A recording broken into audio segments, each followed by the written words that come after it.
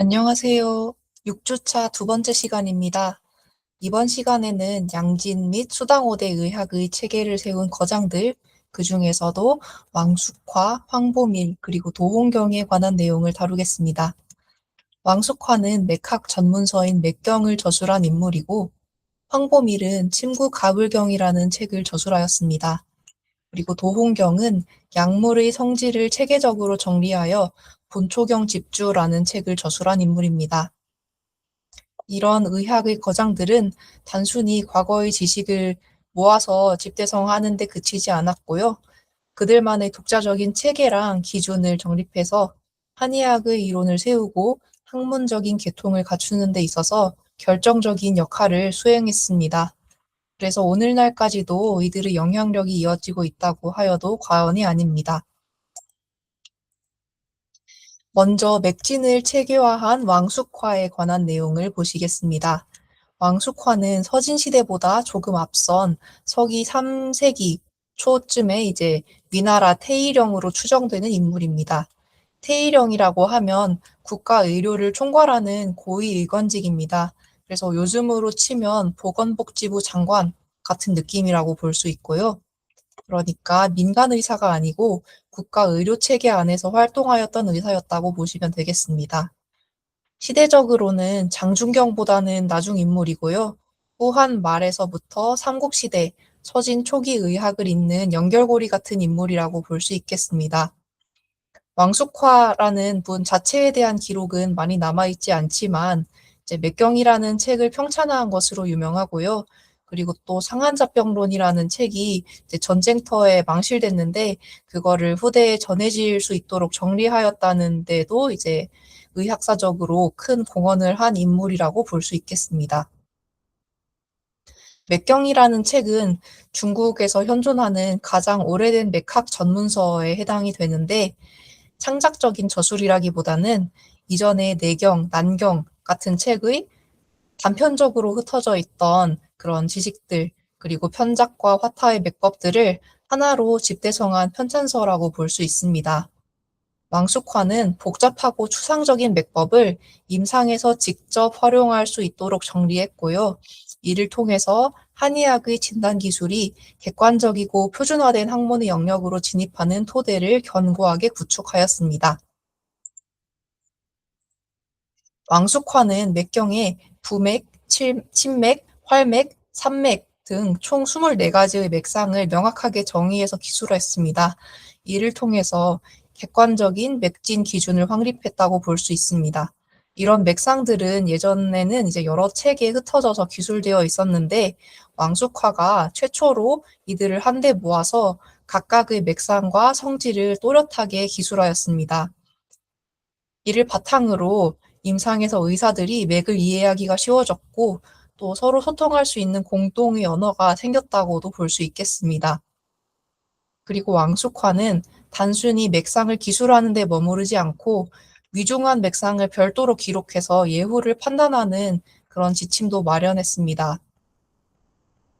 맥과 증상을 결합해서 구체적인 치료법을 제시하는 맥증 합참의 원칙을 세웠고 왕숙화의 24맥 체계는 오늘날 우리가 임상에서 사용하는 맥진 방법의 근간이 되는 자료라고 볼 수 있겠습니다.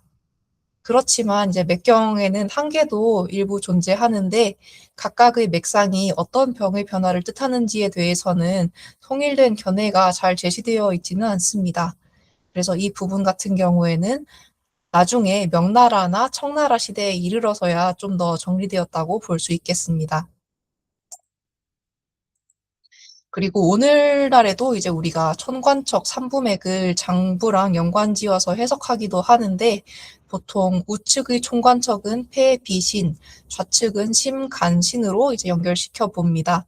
이러한 방식은 왕숙화가 난경의 촌구맥진법을 계승해서 맥경의 기술하는 데에서 유래했다고 볼 수 있겠습니다. 그러니까 오늘날에도 활용되는 좌우 촌관척 배속 체계의 원형을 왕숙화가 제시했는데 이를 통해 각 장부의 상태를 손목의 특정 부위에서 짚어내는 진단이 표준화되었다고 볼 수 있겠습니다. 그런데 왕숙화의 방식에는 문제점도 일부 있었다고 합니다. 그래서 각 부위를 다시 음맥, 양맥으로 나누어서 이제 음맥은 장을, 양맥이 부를 주관한다고 이야기를 했는데 이 부분은 좀 이해하기 어려운 부분이라서 후대에는 이 설명이 거의 사라지게 됩니다. 그리고 또 왕숙화가 대장과 소장을 왜 촌부에 배속했는지에 대해서도 후대 의가들이 논쟁을 하거나 수정해서 다시 기술하기도 했습니다. 왕숙화가 제시한 체계가 완벽하지는 않았지만 그래도 이를 통해서 호세 맥학이 정리된 상태에 비해서 잘 발전할 수 있었다고 보시면 되겠습니다. 그리고 앞선 시간에 상한론에 관해서 배우셨는데요. 장준경의 상한잡병론은 전쟁통으로 인해서 망실되게 됩니다. 이를 후대에 왕숙화가 수집해서 다시 상한 파트를 상한론으로 정리한 것이 오늘날까지 전해져서 지금 우리들이 보고 있는 상한론이라고 할 수 있습니다. 한편 잡병 파트는 북송 시대에 이르러서 왕수라는 인물이 이분은 이제 한림 학사에 계셨는데 한림원에서 금괴 옥함 요방이라는 책을 찾아서 봤는데 이 책이 이제 상한 잡병론의 요약본이었다고 합니다. 그래서 오늘날 우리가 보는 금괴 요약으로 전해지는 책은 여기서 유래했다고 보시면 되고요. 즉 오늘날 우리가 보는 상한 잡병론 중 상한 파트는 왕숙화의 공헌으로 인해서 우리에게 전해지고 있다라고 보시면 되겠습니다.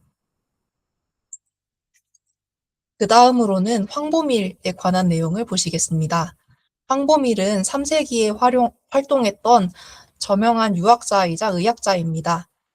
후한 말에서부터 삼국, 서진 초기를 걸쳐서 살았던 인물인데 왕숙화보다는 좀 더 후세 인물일 가능성이 높고요. 교과서를 보면 어릴 때 학문을 싫어하고 맨날 놀기만 하고 그래서 남들로부터 못난 아이라는 놀림도 받았는데 20살이 되면서 크게 마음을 다잡고 독서를 하기 시작했다라고 되어 있고요. 집이 가난해서 책을 항상 가지고 다니고 밭을 갈면서도 공부해서 나중에 유명한 학자가 되었습니다. 그러다가 42살에 풍비증에 걸려서 반신불수가 됩니다. 그래서 자신의 병을 고치기 위해서 의학 공부를 시작했고 침구 가불경이라는 책을 저술하기도 하였습니다. 그리고 앞 시간에 복석과 연단술에 관한 교수님의 강의를 들으셨을 겁니다. 황보밀도 그 당시에 유행하던 복석을 잠깐 하다가 54살에 한석산이라는 처방을 복용하고 그 부작용으로 극심한 고통을 겪었다고 합니다. 그래서 교과서에는 자살할 뻔했다고 나와 있는데 이는 당시에 유행했던 복석의 위험성이 컸음을 보여주는 사례입니다. 그리고 이제 한석산론이라는 책도 썼다고 하는데 이 책이 당시에는 유명했는데 후세에 전해지지는 않았습니다. 그리고 이제 이분이 42살에 반신불수가 되잖아요. 그러다 보니까 자신의 병을 스스로 고치기 위해서 의학 연구에 투신했고요. 의학과 양생 문제에 이제 폭넓게 관심을 가진 학자였습니다. 그래서 이제 침구 관련 고전인 소문, 영추, 그리고 명당 공혈 침구치요라는 세 가지 책이 있었는데 이제 가장 마지막 책은 이제 오늘날 전해지지는 않는데 이분이 이 세 가지 책들을 결합해서 침구 가불경을 저술했기 때문에 이제 가불경이라고도 줄여서 부르고요. 그래서 이 책을 바탕으로 이제 명당 공혈 침구치요라는 책에 대략 이런 내용이 있었겠구나를 유추해 볼 수 있습니다. 그래서 이제 가불경이라는 책은 한의학 역사상 최초의 본격적인 침구 전문서에 해당이 됩니다. 침구 가불경을 좀 더 자세히 보면 이제 저희가 앞으로도 이제 침구 관련 저술들을 더 살펴보게 될 건데 침구랑 경락, 경혈에 관련되는 의서는 크게 두 가지 분류가 있습니다. 첫 번째 부류는 경혈을 기록하는 방법을 크게 신체 부위로 분류해서 기술하는 그런 부류에 해당이 되고, 둘째 부류는 이제 그런 것들을 12경맥을 바탕으로 기술하는 그런 부류가 있습니다. 침구 가불경 같은 책은 이제 전자, 그러니까 이제 경혈을 기록할 때 신체 부위별로 분류해서 기술한 책에 해당이 됩니다. 그리고 원래 제목은 황제 삼부 침부 가불경이라고 불렸고요. 그러니까 황제 계통의 침과 고전을 모아서 정리한 책이고 내경에 있는 주요 내용도 거의 다 실려 있습니다. 그리고 이 책에는 경혈의 명칭이라든지 정확한 위치, 각 혈자리 주치증이 정밀하게 기록되어 있고 또 후대에 유실되었던 명당 공혈 침구 치료와 같은 고전 의서의 핵심 내용이 여기 잘 보존되어 있어서 문헌학적으로도 중요한 책이라고 보실 수가 있겠습니다. 그리고 임상적으로는 내경에 있는 경락이론은 매우 추상적인데 반해서 이 책은 이제 실질적으로 구체적으로 침구 시술 지침을 이제 명시하고 있고요. 그래서 한의학 학습자들 중에 이제 입문하는 사람들에게도 이제 아주 좋은 입문서가 될 수 있고, 그리고 임상가들에게도 이제 도움이 많이 되는 책으로 이제 정교한 지침으로 지위를 누렸습니다. 한편 우리가 현대에 보고 있는 가불경에는 소문왈, 남경왈, 장중경왈 이런 표현들이 등장하곤 하는데 이런 표현은 황보밀의 원문이라기보다는 나중에 후대에 정리 작업을 하다가 주석이 본문에 섞여 들어간 것으로 보고 있습니다. 그리고 그 다음으로는 도홍경이라는 인물을 살펴보겠습니다. 도홍경은 대략 5, 6세기에 걸쳐 활약하였다고 보시면 되고 이제 남조 시기의 지식인입니다. 유교, 불교, 도교의 학문을 모두 섭렵했던 인물이고 그래서 천문, 역산, 지리, 본초, 의술에 두루 밝았던 인물이라고 전해집니다.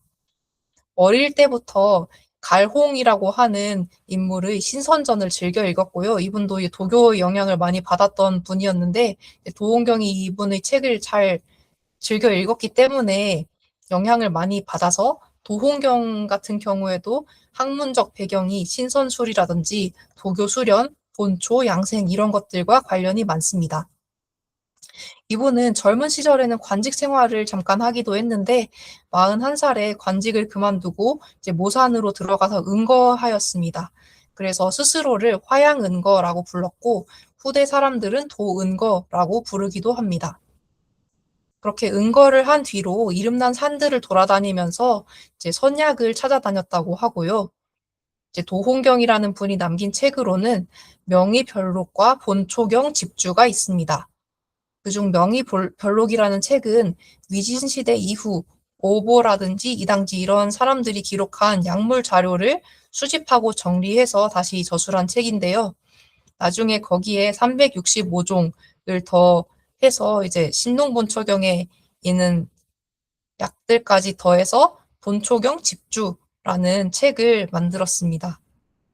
그러니까 본초경 집주라는 책은 신농본초경 이후에 무질서하게 흩어져 있던 약물학 지식을 체계적으로 정리해서 고대의 본초 전통과 위진 이래의 약물 지식을 한 체계로 종합한 책이라고 볼 수 있습니다. 그리고 도홍경은 약물의 성질을 분석함에 있어서 특히 한열의 평차를 가장 중요하게 봤습니다. 그리고 그 전에는 약물을 상, 중, 하품 이렇게 3품 분류 방식으로 주로 분류를 했는데 이제 도홍경은 거기에 더 나아가서 약물의 자연적 속성에 따라서 새로운 분류 체계를 도입했습니다. 그래서 이제 이를 통해서 한의학의 약물학이 과학적인 체계를 갖추는 데 있어서 이제 큰 변화를 불러일으켰습니다. 본초경 집주라는 책은 아까도 말씀드렸듯이 이제 위진 시대 이후의 약물 자료를 정리했던 책인 명의별록에 수록된 약물 중에서 이제 효능이 검증된 것들을 엄선해서 체계화한 책이라고 볼 수가 있고요. 그리고 나중에 당나라 시대에 가서는 국정본초서였던 신수본초라는 책이 있었는데 이 책의 모태가 된 책이기도 합니다. 도홍경은 특히 임상 의사들이 질환에 따라서 적절한 약을 쉽게 찾을 수 있도록 제병 통용약 목록을 처음으로 제시했는데 이것이 이제 오늘날 약물 효능 분류법의 효시가 되었고요.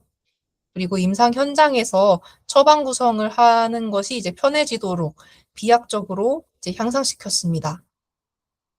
그리고 약물의 주치작용에 따라서 이제 분류하는 방식은 본초학에서 이제 단순히 약제를 나열하는 것을 넘어서서 실질적인 치료의학으로 본초학이 발전하는 계기가 되었다고 보실 수가 있겠습니다. 그리고 도홍경은 외감 질병에 대처하기 위해서 이제 음단, 양단, 청룡, 백호, 주작, 현모 이렇게 6신수의 이름을 딴 12가지 규정적인 방제 체계를 정리하기도 했는데 여기서 이제 그의 도교적인 색채가 드러나기도 하죠. 그래서 도훈경이 이것은 이제 상한론의 핵심 처방들을 자신의 도가적 사상 이론에 부합하도록 정리하고 보충한 것으로 보이는데요. 상한론이 요즘에는 아주 유명하지만 도훈경 시절만 해도 지금처럼 매우 잘 알려진 책은 아니었다라고 볼 수가 있습니다. 그래서 도훈경이 상한론의 우수한 처방들을 전문가 집단의 논리에 맞게 재구조화해서 널리 보급하려고 했던 그런 노력의 일환이었다고 볼 수가 있습니다. 그래서 이런 여러 의가들의 노력을 통해서 상한 임상의학의 저변이 점차 넓어졌다고 볼 수 있고요. 그러니까 상한론 같은 경우에도 좋은 책을 알아보는 안목을 가진 사람들에 의해서 이제 점차 더 널리 알려지고 이제 한의학 고전으로 자리 잡았다고 볼 수도 있겠습니다. 그래서 이번 시간에는 위진남북조 시대의 3대 거장으로 맥경의 왕숙화, 친구 가불경의 황보밀, 본초경 집주의 도홍경에 관해 다루었습니다. 이분들이 파편화된 지식들을 집대성하고자 하는 노력을 많이 했고요. 그것을 바탕으로 맥진이 객관화되고 침구 시술이 표준화되고 본초학이 체계화되었다고 볼 수 있겠습니다.